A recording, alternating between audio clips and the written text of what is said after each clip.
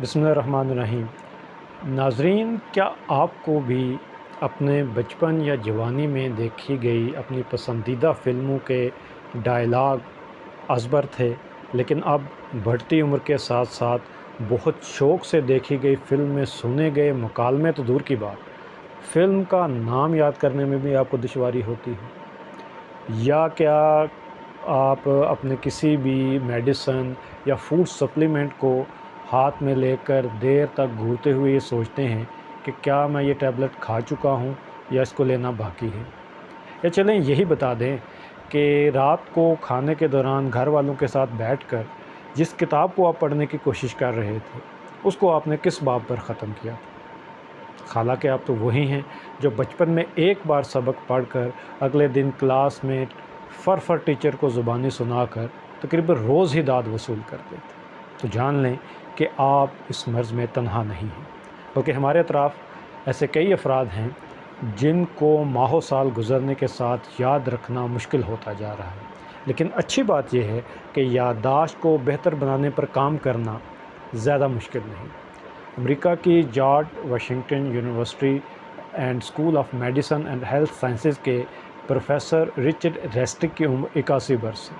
لیکن اس عمر میں بھی ان کی یادداشت قابل رشک ہے۔ دماغ اور اس کے کام پر 20 سے زائد کتابوں کے مصنف پروفیسر رچرڈ نے یادداشت کو بہتر بنانے کے چند آسان طریقے بتائے۔ پروفیسر رچرڈ کے مطابق ہمیں اپنی یادداشت کو بہتر بنانے کے لیے اپنے دماغ کی روزانہ ایسے ہی ورزش کرنا ہوگی جس طرح فٹ رہنے کے لیے ہم جسمانی مشقتیں کیا کرتے ہیں۔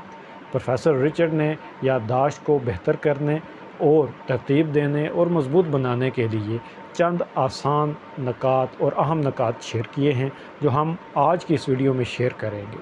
آپ سے گزارش ہے کہ اس ویڈیو میں آخر تک ہمارے ساتھ بنے رہیں تاکہ اس دور حاضر کے مسئلے کو ہم بالکل جڑ سے پکڑ سکیں اور ان چیزوں پر عمل کر کے ہم اس پر جو ہے وہ قابو پا سکیں۔ پروفیسر رچرڈ نے سب سے پہلے جس بات پر زور دیا ہے وہ یہ ہے کہ خشک جو مضامین ہیں، علمی کتابیں ہیں، ان کی بجائے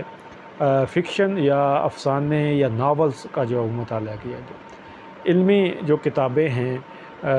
وہ یا غیر افسانی کتابیں ہیں وہ معلومات حاصل کرنے کا تو ایک بہت اچھا ذریعہ ہیں، لیکن جب بات ہو یادداشت کو تیز کرنے کی، اس میں ناولز بہت زیادہ مددگار ثابت ہوتے ہیں۔ پروفیسر رچرڈ کے مطابق فکشن یا افسانے سے متعلق کتابیں ہماری یادداشت کو بڑھانے میں ایک ٹانک کا سا کام کرتی ہیں۔ دلچسپ ناول اور افسانے یادداشت کے حوالے سے بہت کارآمد ہوتے ہیں۔ ایک پیچیدہ مگر علمی کتاب کی نسبت ایک ناول میں آپ کو بہت سارے کردار ملیں گے۔ ہو سکتا ہے آپ کو اپنی پسند کا جو کردار ہے وہ دوسرے باب میں ملے اور پھر 10ویں باب تک وہ دوبارہ نمودار ہی نہ ہو، لیکن کہانی میں تجسس برقرار رہنے کے باعث اس کے کردار اور پلاٹ کی تفصیلات کے درمیان جو روابط ہیں وہ ایک خالصتاً علمی تحریر کے مقابلے میں یادداشت کو زیادہ بہتر کرنے میں بہت کارآمد ہوتے ہیں۔ دوسرا پوائنٹ جس پر پروفیسر رچرڈ نے زور دیا ہے وہ ہے چیزوں کو لفظوں کی بجائے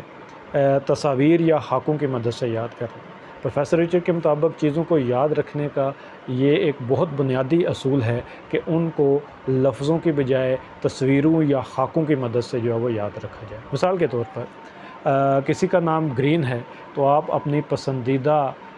جو جیولری ہے اس میں لگے ہوئے سبز پتھر یعنی زمرد کو ذہن میں لا کر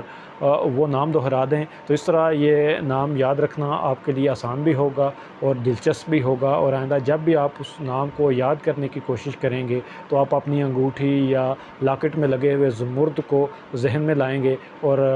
اس طرح سے آپ اس کو کبھی بھی نہیں بھول پائیں گے۔ پروفیسر رچرڈ کے مطابق یہ سادہ سے حکمت عملی آپ کے دماغ کو بغیر کسی پریشانی کے اسے یاد رکھنے میں مدد دے گی۔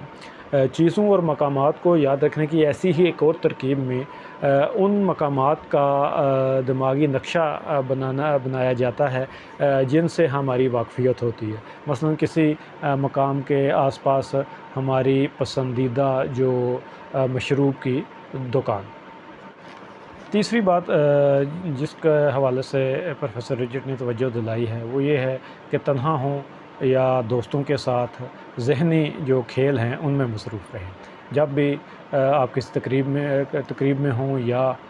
دوست احباب اکٹھے ہوں تو سب سے زیادہ جو کھیلی جانے والی کھیلیں ہیں ان میں سے سب سے پسندیدہ ہے 20 سوالوں میں جواب ڈھونڈنا۔ اس کو سب سے بہترین ایک ذہنی مشق اور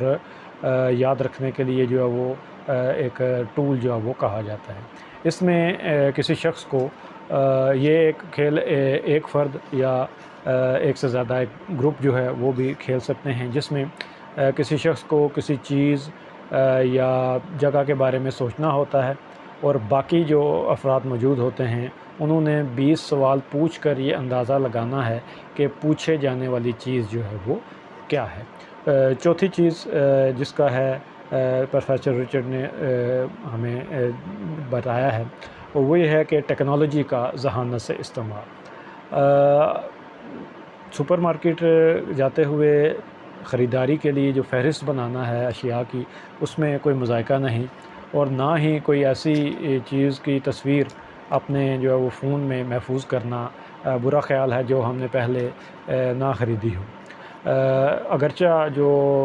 سیل فون ہیں اور اس طرح کے دیگر جو آلات ہیں وہ ہماری یادداشت کو کمزور کرنے کا باعث ہوتے ہیں، لیکن ہم ٹیکنالوجی کو اپنے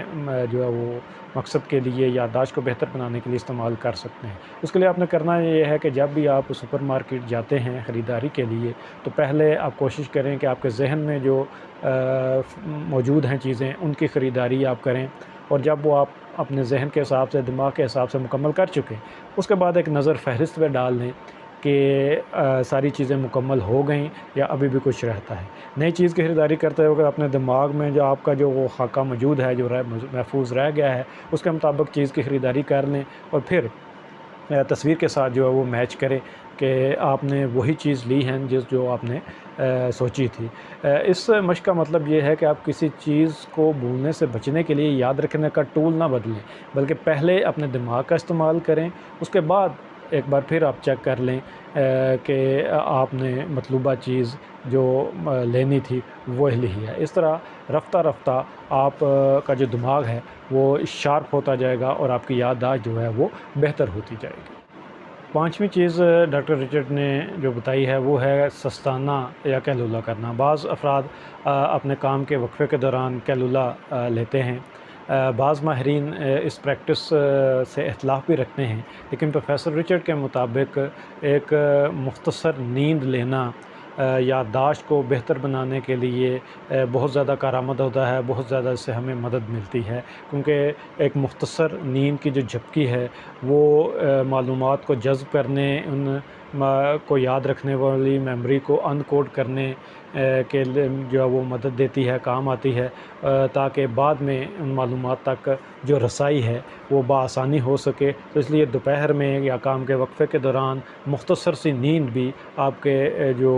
یادداشت کا اس کو بڑھانے میں جو ہے وہ ایک کارآمد چیز جو ہے وہ ہو سکتی ہے۔ چھٹی اور آخری جو چیز ہے وہ ہے بہترین اور متوازن غذا۔ یاد رکھیں جو کچھ بھی ہم کھاتے ہیں وہ ہماری ذہنی اور جسمانی جو صلاحیت ہے اس کو بہتر بنانے یا خراب کرنے کا جو ہے وہ باعث بن سکتا ہے۔ تو اس لیے کوشش کریں کہ بہترین متوازن غذا جو ہے وہ کھائیں، آپ کی خوراک میں تمام اجزاء جو ہے وہ شامل ہوں، تاکہ آپ کے دیگر جو جسم کے حصے ہیں ان کی طرح دماغ کو بھی جو ہے وہ پوری اور بھرپور انرجی مل سکے۔ جب دماغ صحت مند ہوگا تو اس کے لیے جو اس کا بنیادی کام ہے، یعنی چیزوں کو، معلومات کو ذخیرہ کرنا، یاد رکھنا، وہ بڑی آسانی کے ساتھ وہ کر سکے گا، اور آپ کے لیے چیزوں کو زیادہ دیر تک